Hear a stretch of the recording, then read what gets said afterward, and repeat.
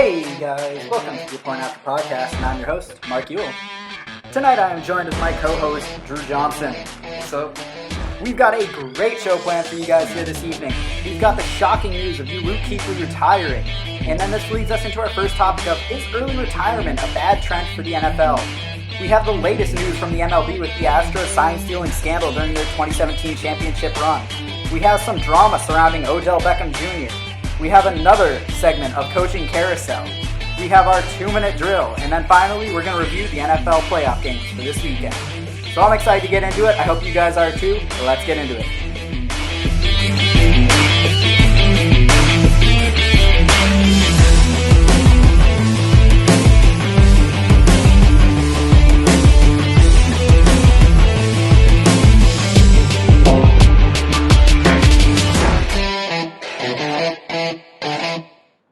Hey guys, once again, I am your host Mark Ewell, and this is the Point After Podcast.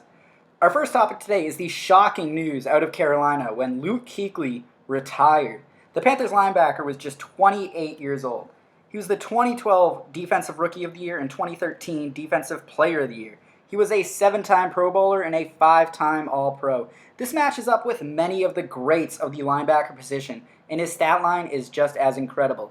However, the question occurs now that his career was cut so short. Is he still a Hall of Famer? And so, Drew, I'll pass this one off to you to start with. Is Luke Kuechly still a Hall of Famer in your mind? You know, personally, I think that he is. When you look up the numbers, the tackles, the sacks, all the good stuff. I mean, even though his career was cut short, you just gotta look at what he put up in that short time. And I mean, people after he announced his retirement, they were talking about stories from, when he was playing high school, playing college, all the way up through NFL, and they were just talking about how much of an absolute monster this man is. Each year, even when maybe he wasn't playing as well, you still heard his name. Maybe he dipped a little bit in his rating, but hey, you still heard about him. And I think that no matter what, that he deserves a spot. And if it's something that he decides to come back, maybe in a few years or something, maybe he rejoins the Panthers, goes to another team, whatever it may be. I don't think that would tarnish his legacy that he set in the short career he's had with NFL. Yeah, certainly his stat line is quite impressive. And a great all-around guy, too, with many of the charity work that he's done around the Charlotte area with his Walter Payton Man of the Year Awards and the 2017 Art Rooney Sportsmanship Award winner. He's certainly a great all-around guy and certainly a monster on the field. He's definitely, one could argue, the face of the Carolina Panthers franchise, more so maybe than Cam Newton, with him being as polarizing as he was. There was one agreement that Luke Kuechly was a great guy both on and off the field. And this kind of ties into our next segment, which is early retirement a bad thing for the NFL? With recent NFL stars to retire by the age of 30, such as Calvin Johnson, Andrew Luck, Rob Gronkowski, and Luke Kuechly, is this a bad look for the NFL, Drew? No, I personally don't think so. I could be wrong with this quote, but I believe Marshawn Lynch, after the Seahawks lost, he basically gave the advice to basically make sure that you get your money from your games. Does it suck to see some people come in, have short careers, and leave? Yes, especially if they make a big difference in the game. But at the end of the day, they're people too. They need to look out for themselves, whether it be physical, mental health. And if they feel it's time, they need to move on and step out of the NFL, step out of sports, whatever it may be. I feel like it's up to them. And right now, I don't think it's really that bad of a look for the NFL because it's all been on a personal basis that they've decided to retire, and it's always been a respectful thing, and it's never been one of those things where those people have come out and they're like, oh hey, the NFL did this to me.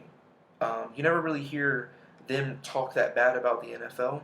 So I don't think this is really tarnishing any reputation the NFL has. Yeah, one thing I think that this topic really ties into well is the power of the player in the NFL. If you look at cross sports, a sport like the ML or the NBA, could a sport like the NBA be as good and productive as it is without its stars, like it's Kevin Durant's, it's Kyrie Irving's, it's LeBron James, it's Anthony Davis? Would it be as productive? And I think the answer is definitely no, because the NBA is so reliant on the star. They're the franchise. Whereas if you look at the NFL, they're wearing face masks. You don't associate so much the player as you associate the team. I mean, short of quarterbacks, a lot of the players in NFL actually go through a lot of change and turnout. And players replace players, like such as Calvin Johnson. He was replaced by Julio Jones. And Gronk was replaced by George Kittle. Andrew Luck was replaced by Patrick Mahomes. So you certainly see all these big names get replaced equally so almost, and if not more, with these new generation coming in. So, and again, the early retirement thing is, would you rather see them retire early having gotten their money, be successful, and now they can spend their lives with their wives or girlfriends and grow up with their children? Or would you like to see them, play forever, get really hurt? Maybe they can't walk again. Maybe they can't do any physical sports ever again, even outside of professional. Maybe they have CTE and, God forbid, something like Aaron Hernandez where he just was not right in the head. It's almost a better look for the NFL when you really think about it, for them to retire before something bad does happen, which it is an inherently dangerous sport. And even someone like Luke Kuechly even cited mental health as his main reason for leaving and his worry about these repeated injuries. So it's certainly a topic we could discuss much further about, but we've got a lot of topics to get through, so I am good to move on if you are. Yeah, I'm good. All right, leading into our next topic, we've got the latest from the MLB and their handing down of punishment to the Astros for their sign stealing during their 2017 championship run. The MLB suspended the manager, head coach of the Astros, A.J. Hinch, and general manager Jeff Luhnow. And then the Astros went ahead and agreed to mutually part ways with both head coach manager A.J. Hinch and general manager Jeff Luhnow. However, I did not know necessarily right away the extent of which their cheating scandal went. Was the Astros actually had a camera in center field pointed at the opponent's dugout and the catcher on the field, so they could both look at these signs as a live feed in the dugout, and they were actually banging a trash can to tip off to their batter at the plate what pitches were coming in. And they would also use their video evidence overnight throughout at homestand games to decode the messages of the signs, so the next day they knew exactly what each sign meant. However, this is the claim that was made, but upon doing some more digging, I found some interesting stat lines. The Astros during 2017 were 53-28 on the road. This is a .654 winning percentage. And at home, they were only 48-33, a .592 winning percentage. So seemingly at home, when they had the advantage, they really didn't have the advantage because they lost more games at home than they did away. However, when I looked even further into this and went to the postseason, this is where the case can really be made for the cheating scandal. Because if you look at their record at home during the playoffs, they went 8-1 at home, including a sweep of the Yankees at home during the American League Championship Series, where they lost every single road game against New York, but won every single home game. Again, they were 8-1 at home during that championship run in these playoffs, and they were only 3-6 on the road. Home advantage is not that huge of a difference maker in baseball for it to be 8-1 at home and 3-6 on the road. So we can deduce that the cameras were probably done sometime either towards the middle or end of the regular season, but they were definitely in for the playoffs because the evidence is there. They do have the evidence for it. And it really shows in their playoff record of how much of a difference that made. And if you're the Yankees and they played the Red Sox that year and the Dodgers, you can't help but feel cheated. And it begs the question of, do you punish the players? Do you strip the Astros of their title that the players worked for, even if they weren't all on board with it? And so, I'll pass it to you for a minute, Drew. Do you think the players deserve punishment, or should they strip the players and or the team of their title? So, with something like this, I'm going to be honest, I don't know much about baseball, but with a scandal this big and there being some pretty sturdy evidence, uh, yeah, I'd say strip them of their title. Um, the players, if they were going along and there's proof that they were part of it, whether it be banging on trash cans, whatever it was to get the attention, um, if they knew it was going on and they were part of it, yeah, no, they should definitely be punished. It then kind of gets a little weird, trying to figure out who wasn't part of it and all of that. But I mean, I would definitely say go ahead and strip them of the title. If it comes back and that they can spread all the evidence in front of us, then yeah, no, title needs to be gone. Here is my issue with stripping the title, and I think the players, it'd be hard to punish the players because if they disagree necessarily, they might not have a job tomorrow. They might be off the team. They might have legal action if there's something in their contract that is divulgent of team information. So I think a punishment for players might be a little bit unfair because we just don't know what's in their contract or what the circumstances are. And ultimately, at the end of the day, they're players. They want to win. And to strip the team of the title, that also opens up another can of worms, if you will, because what if you're a fan of the Astros? That World Series means a lot to you. We all sports fans here, we follow our teams intently and passionately, and if one of our teams won a championship and then, for no fault of our own, the title got stripped and you're not the champions anymore, it kind of leaves a sour taste in your mouth with both the league and just the sport as a whole. And then it begs the question of who does that title go to? Do they still award a title or just no one win for that year? It certainly adds another wrinkle to the plan. So I don't think necessarily you strip the team of the title.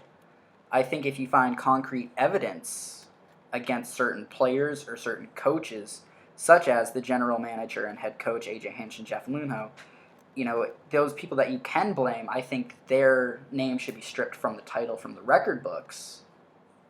But I don't know necessarily that you can strip or should strip the whole team. I don't know.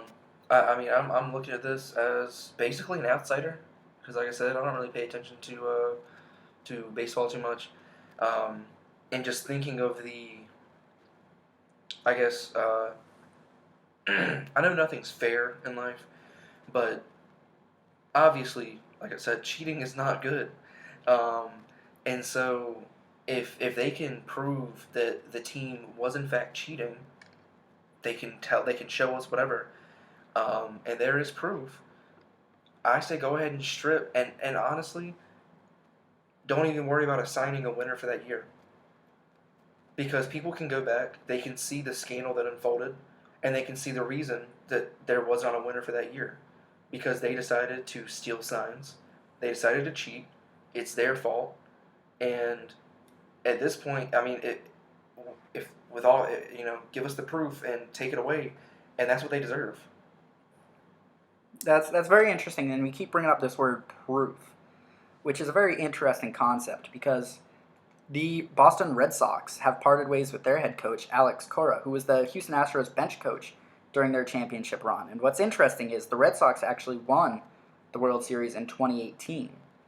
And furthermore, the Mets head coach just today, actually, Carlos Beltran, who was a player for the Astros during their 2017 championship run, has also mutually agreed to part ways with the Mets organization. However, there's no proof tied with either of these teams, yet there's talks, murmurings, about punishments coming down on both of these teams and on the Mets, and should the Red Sox be stripped of their title. And this is a Red Sox, keep in mind, team that tied the win record for the MLB, and if you include the postseason, they beat the win record. So it's not like they were an average team on the road and just a great team at home. They were just absolutely slaying it the entire year. And such as games like when we talked about Houston during their run where they swept at home and got swept on the road against the Yankees, the Red Sox in the World Series actually had won every single game, including road games, except for one. So it's a very interesting situation where there's no proof of cheating, but because they were linked to that organization, it's tainting these other franchises. What are your thoughts on that? Well, I definitely understand the idea behind firing them, um, based off of their connection with this possible scandal. Um, it, like you said, it kind of taints that organization, knowing that you hired someone that could possibly have been involved with a whole, with cheating, to actually win the championship game. Um, so I think that right now it's fair, even though there's no proof they were even involved with it. Um, it it's a good business move, for those organizations, because you don't want it to be one of those things where, oh hey, this guy is known to play for or work with a team that cheated. What's to say they're not going to try to install cameras or something like that and do it with their new team? Yeah, it's definitely good to distance yourself from this whole situation, and that's what I think the Mets are mainly doing, and what the Red Sox are mainly doing is trying to distance themselves from it as much as possible.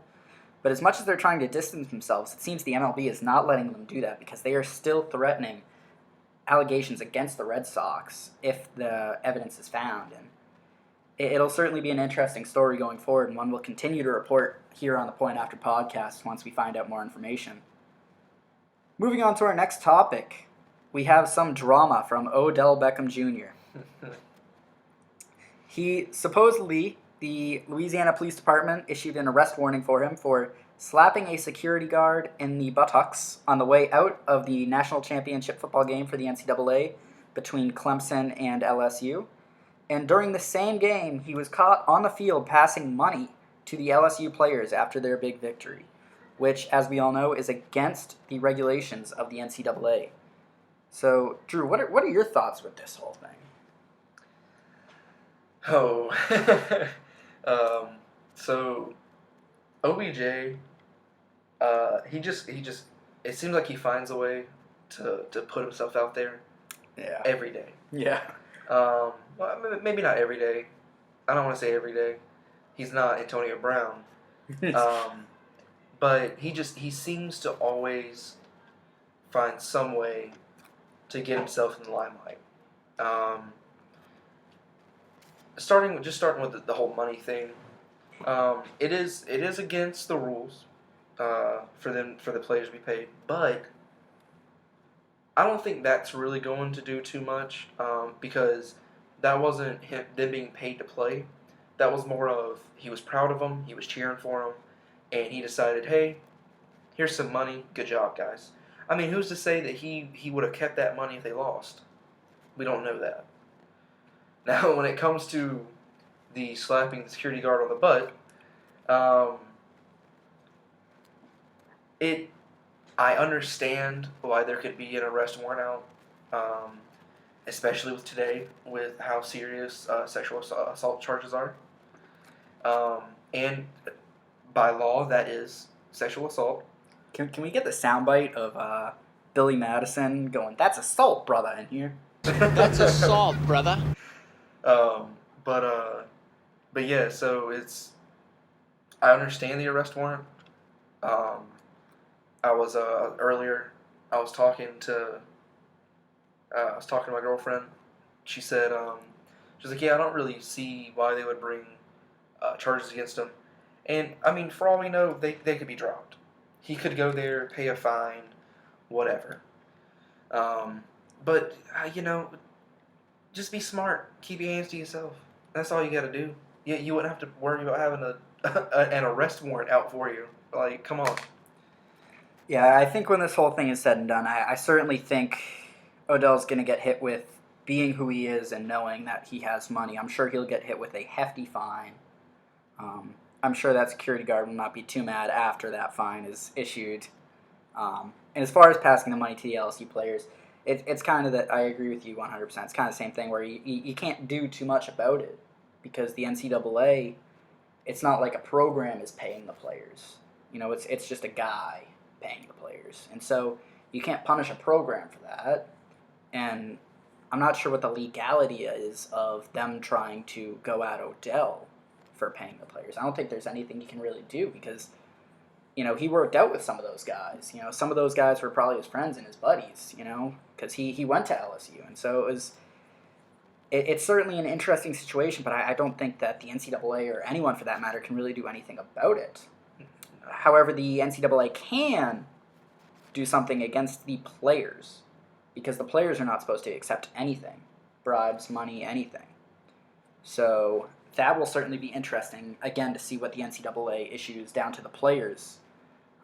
And again, we'll be sure to report on that on the podcast next Thursday night when we go ahead and do our podcast, or next Tuesday, when we do our next podcast. But once we find out more, we'll be sure to report on it.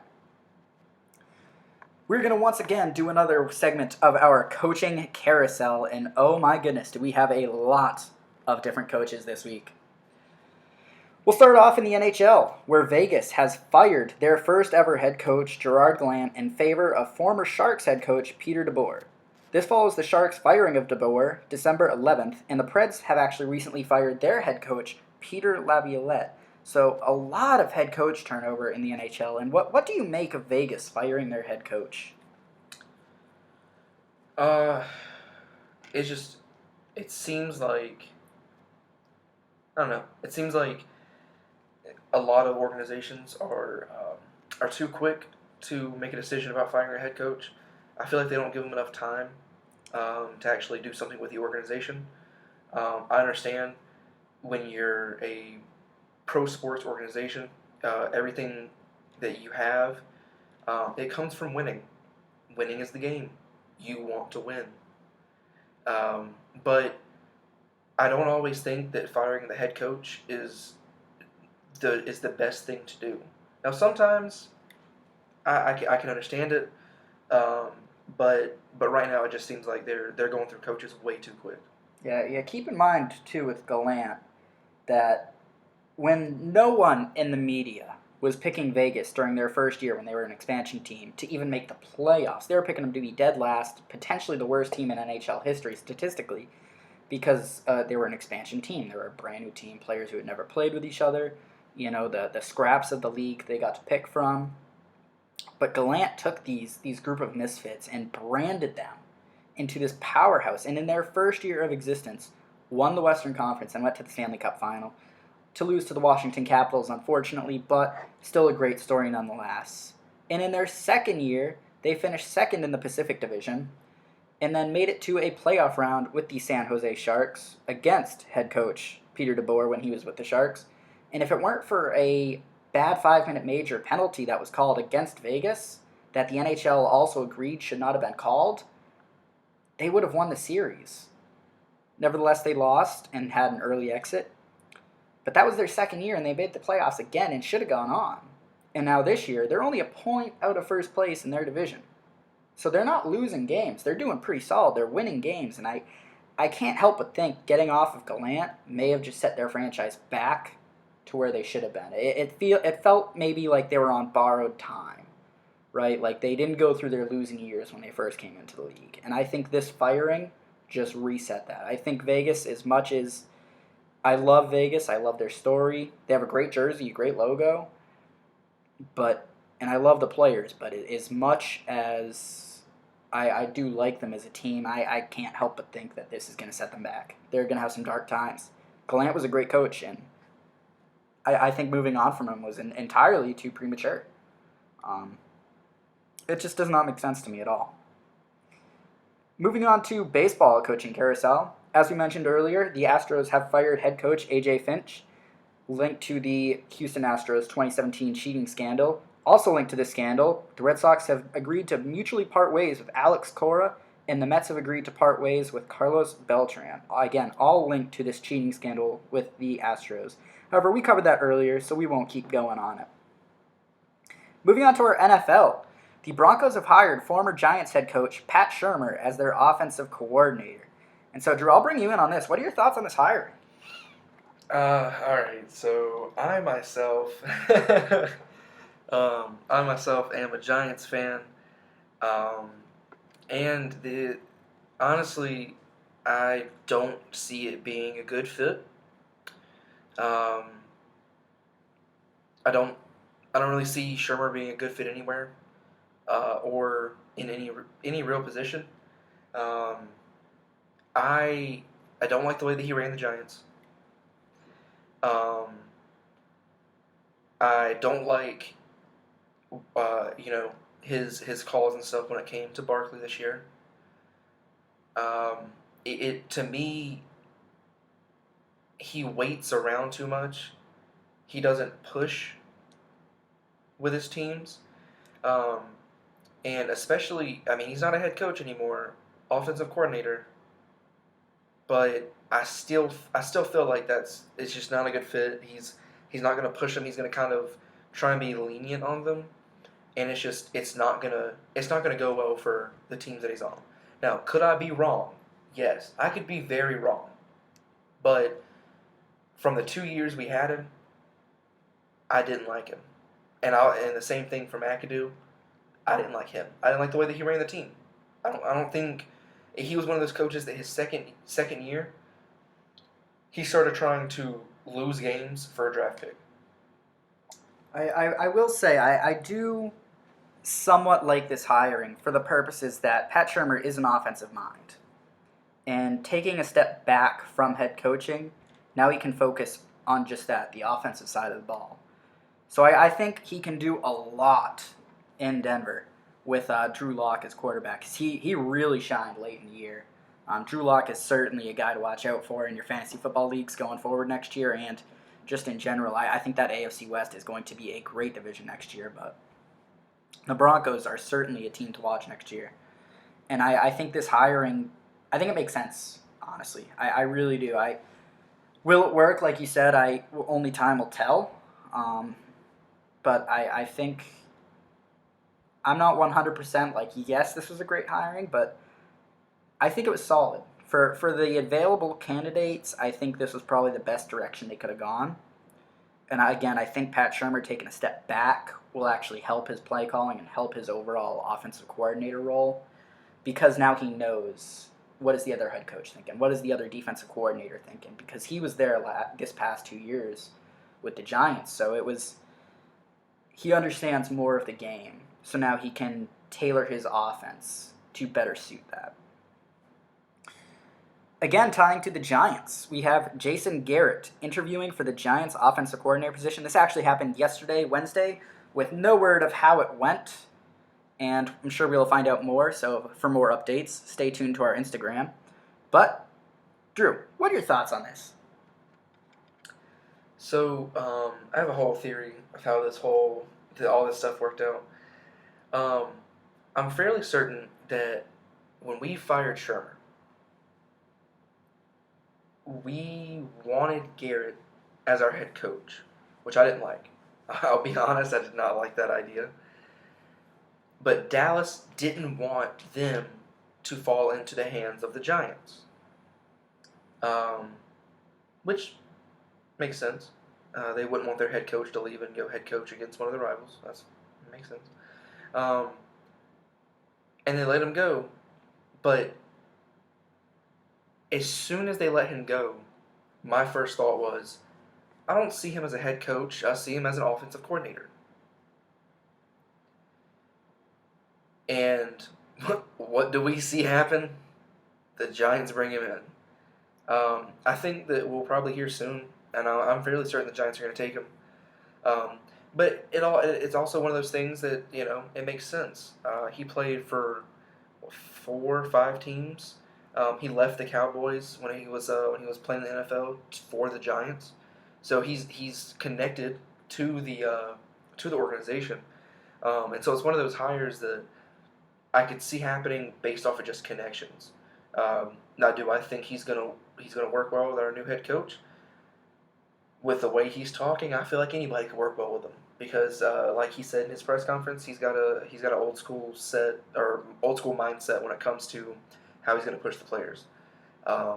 But yeah, so I think we'll hear in a few days with this hire. I think we're going to pick up Garrett as our offensive coordinator for a bit, see how he does for a year or two, and then if nothing's really going well, probably get rid of him, pick up someone else. Yeah, it's very interesting, and Jason Garrett, much like Pat Shurmur, honestly, he's a very good offensive mind, but in the head coaching role, it seems to have just gotten too big and swallowed them. But Garrett, if you can remember a few years ago, before he was even coaching the Cowboys, he was the offensive coordinator and led one of the best offenses in the league with the Cowboys as the OC. So stepping back into an offensive coordinator role for Garrett, I think this has a very, I want to say boom bust, where it's either going to be phenomenal or terrible, but I don't think it's going to be terrible. I think it's a pretty safe hire, to be honest, especially with a team like the Giants who have struggled offensively the past few years. You know, Garrett can't do any worse. I think the worst Garrett would do is average. And average with Danny Dimes, you know, another year of progression with Danny, I'm excited, honestly. And much like I said with the hiring of your new head coach, I think this is a wild card team. If the Giants draft well, they get Jason Garrett as the OC, Danny Dimes progresses a little bit more, I think this team has a realistic chance of being a wild card team. And you can now just remember that you heard it here first on the Point After podcast. The new head coach did say that he was going to run the ball more. So, and we have Barkley, so it's going to be crazy. Big things coming out of New York. Hey, Drew. Let's do a 2-minute drill. Sounds good. The NFL Conference Championships are this weekend. It features the Tennessee Titans at the Kansas City Chiefs. The Chiefs are favored by 7 points. This game is Sunday at 3:05 on CBS. The second game, the NFC Championship, is the Green Bay Packers at the San Francisco 49ers. The Niners are favored by 7.5 points, and that game is Sunday at 6:40 on Fox. Also, news tied to that game, 49ers tight end George Kittle suffered an ankle injury in practice and is questionable for Sunday's game. He's missed multiple days of practice this week, and this could be a huge impact on the game. So stay tuned for that and more. Other NFL news, Luke Kuechly of the Carolina Panthers announced Tuesday via his Twitter that he is retiring. The 7-time Pro Bowler cited mental health as his main concern. The Atlanta Falcons owner Arthur Blank also announced a jersey redesign, the first time since 2003 that the club will be sporting new threads. Tua Tagovailoa is not expected to work out at the NFL Combine prior to the draft day. However, he will be holding a private workout where he can control exactly what is asked for and what is not. Moving on to the MLB, the cheating update with the Astros, Red Sox, and the Mets. The Astros have fired their head coach and their general manager. The Red Sox have agreed to part ways with their head coach, and the Mets have agreed to part ways with their head coach, all tied to the same cheating scandal.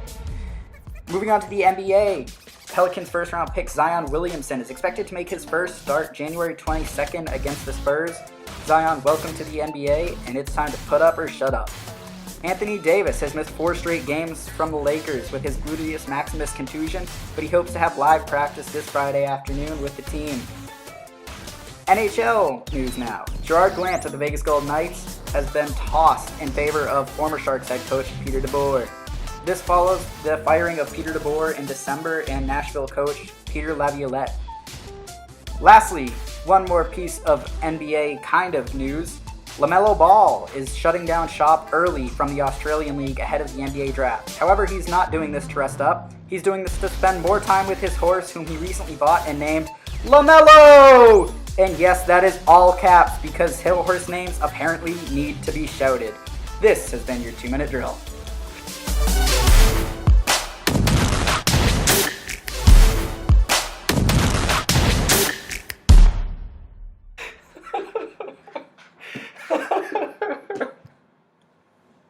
What?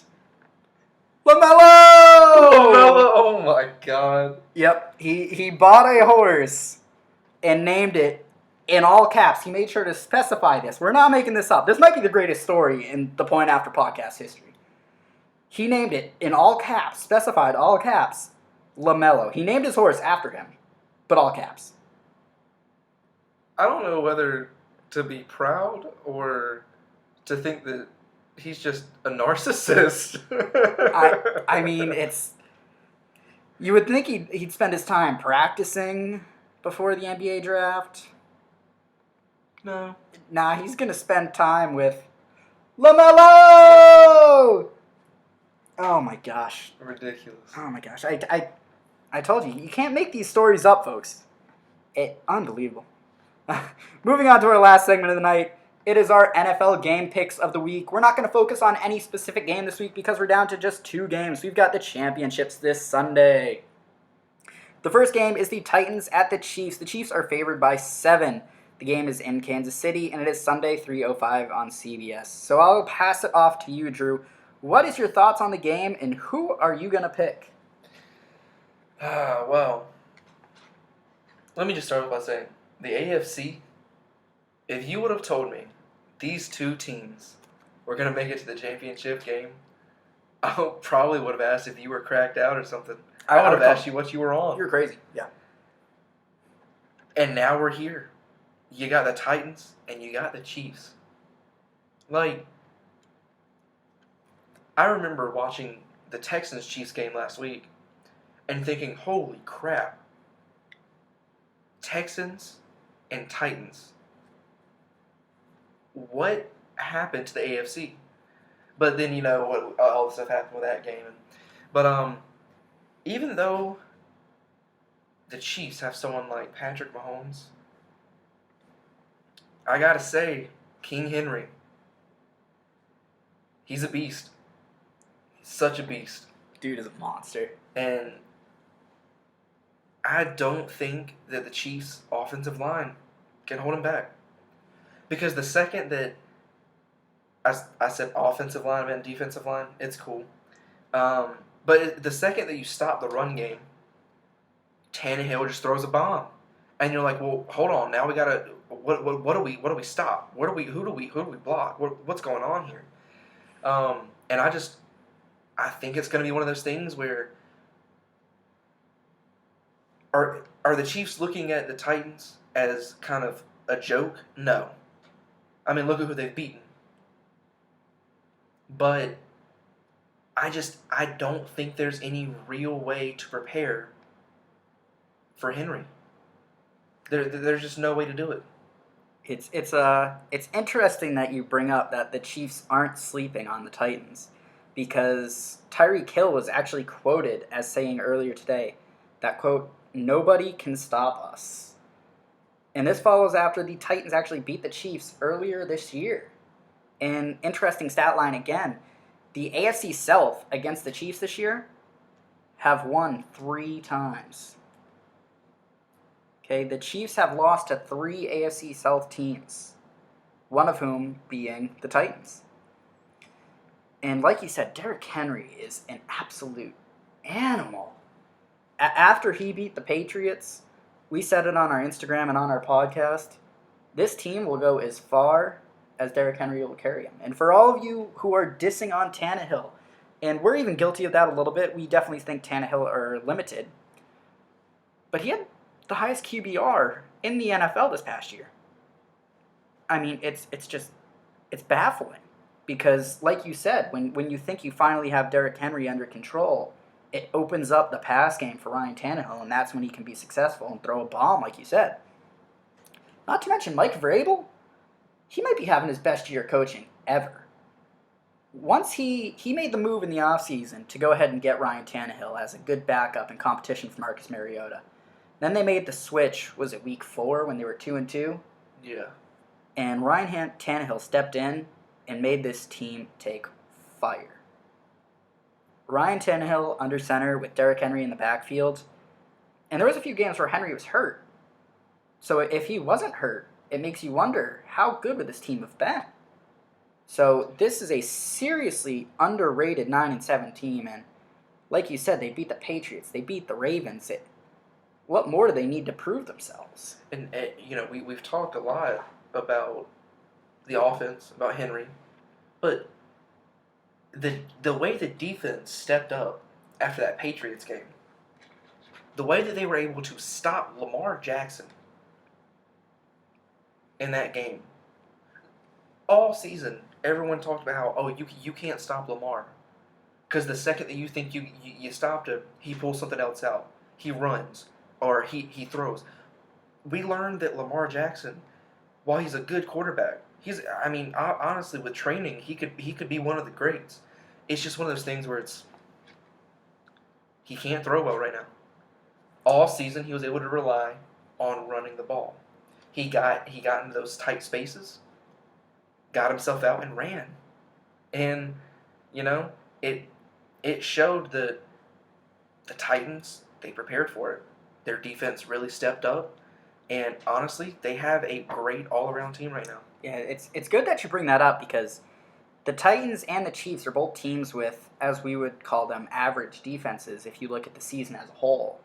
But later in the year coming on, the Titans and the Chiefs were both better defenses later in the year. They got better as the year went on. And although the Chiefs have been strong as of late, really strong, really good, I think the Titans have been even better this late in the year. And like you said, shutting down Lamar and the best offense in the league, and the Patriots, who are one of the top 10 scoring offenses in the league, it was, what are the Chiefs at this point? It's another top scoring offense. They're going in with the same mindset of we can beat anyone if we just show up and our defense plays well. And then their offense with Derrick Henry, they can play keep away and keep Patrick Mahomes on the sidelines. So I think this game is really shaping up for an upset. But again, the Chiefs are -7. Drew, who are you taking to win this game, and give us a score prediction? Who I am taking, if it wasn't obvious enough, the Titans. And I'm going to say that the final score of this game will be 31 to 20. All right. I am going to keep with the trend. I have not picked the Titans to win outright yet on the show, and I would love to see them make the Super Bowl just because I think it would be great for the NFL to see a running back carry a team, and I don't want to jinx them. So I'm going to pick the Chiefs to win outright, but I'm going to take the Titans +7. So using that score spread, I'm going to take the Titans. I'm going to say we have a low-scoring game because of strong defensive play, and Derrick Henry is just going to chew up that clock. I'm saying Chiefs 24-21. The Titans miss a last-second field goal because their new kicker has yet to kick a field goal in the past 10 weeks. So, again, 24-21 Chiefs. I'm picking the Titans +7, though, and the Titans are going to miss a last-second field goal to lose the game in regulation. That was a bold one right there. The next game is the Green Bay Packers at the San Francisco 49ers, Sunday, 6:40 on Fox, and the Niners are favored by 7.5 points. Drew, I'll toss it to you. All right. So this is difficult. You got two great teams.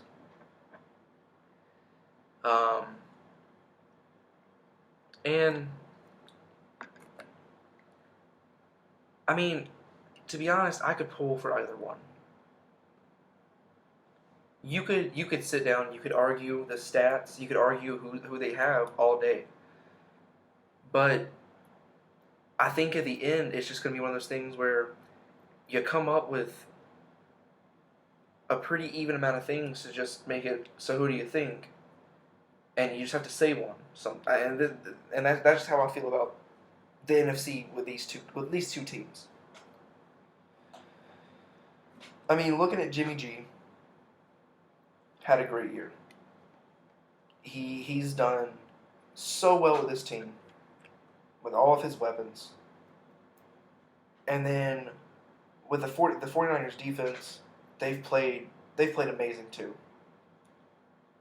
I mean, everyone thought that they were going to be undefeated throughout the entire season.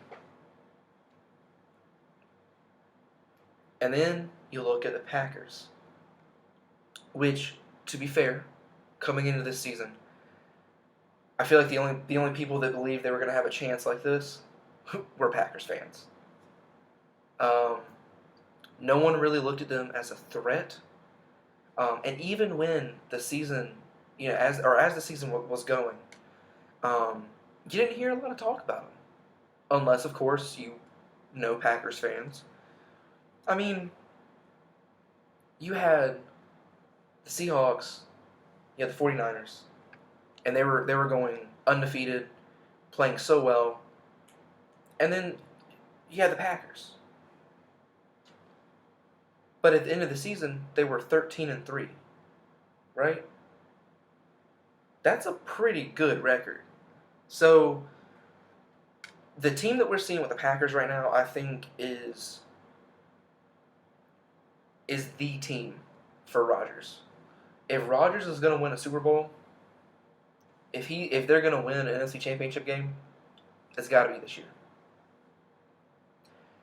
Because in the off season and leading up to the next season, I feel like there might be some things that change. Maybe just due to Rodgers, he's not old. He's older for the NFL. I mean, there could just be some things that change and, maybe he can't move around. Maybe he'll get injured again in the beginning of the season. But also, I think that the 49ers is the same thing. If they're going to a Super Bowl and they're going to try to win a Super Bowl, this is the year. If they don't get it this year, we might not see them this far again for a few more years. But at the end of the day, I'm taking the Packers. I'm only taking the Packers because I feel like they're the underdog right now in this situation. And if we can have a Packers-Titans Super Bowl, I don't care what the score is. I'll watch the whole thing, and I'll love every minute of it. That would be a very good game, too, for the aspect of Aaron Jones in the backfield for the Packers against Derrick Henry in the backfield for the Titans. I think that'd be a great matchup. So you're taking the Packers. For me, this game rides on one player. I know we just discussed earlier about how this is not a players' league and how it is team over individual, but George Kittle is a game-changing, game-breaking talent. And so much of that San Francisco offense, much like the Rams from a year ago, relies on the running game and misdirection. And George Kittle is one of, if not the best blocking tight ends in the league. And if he's out, not to mention, he has been the most targeted receiver for Jimmy Garoppolo this season. So it strikes up the issue of, if George Kittle is in the game, I think San Francisco gets it done because they can run the ball how they want to. Jimmy G has his big tight end, his favorite target in the game. And Emmanuel Sanders, who's been a very sneaky, underrated pickup for the Niners this year. Just a phenomenal trade for them. And on the flip of the coin, if Kittle's not in the game, I think we are going to see a shocking upset. And not just an upset in the sense of Green Bay will win. I think Green Bay will put a thwacking onto San Francisco if George Kittle is not in this game. Because he is such an integral part of that offense. Losing him is a huge issue. And if he's not at 100%, I think we're still in for a shocking upset. But assuming George Kittle is going to be all right, because that man is a monster, I'm going to take the Niners to win it, but I think 7.5 is too many points. I'm going to take the Packers and the points, but I am going to say the Niners win this one. We're going to say 31 to 27. 31 to 27. The Niners are going to beat the Packers, but I am picking the Packers plus 7.5. But honestly, this game could go either way. If it was at Lambeau, I would 100% be picking the Packers. Right now, I think it's just home field advantage, which is why I'm picking the Niners. But that will do it for us here on the Point After podcast. I appreciate you for all staying with us for this evening. However, wherever you have been listening to us, and if there is one thing that you remember from this podcast here tonight, Lambeau! Thank you all for joining us. I've been your host, Mark Ewell. Let the midnight beans push, baby. That is Drew Johnson, my co-host, and this is Point After Podcast, signing out.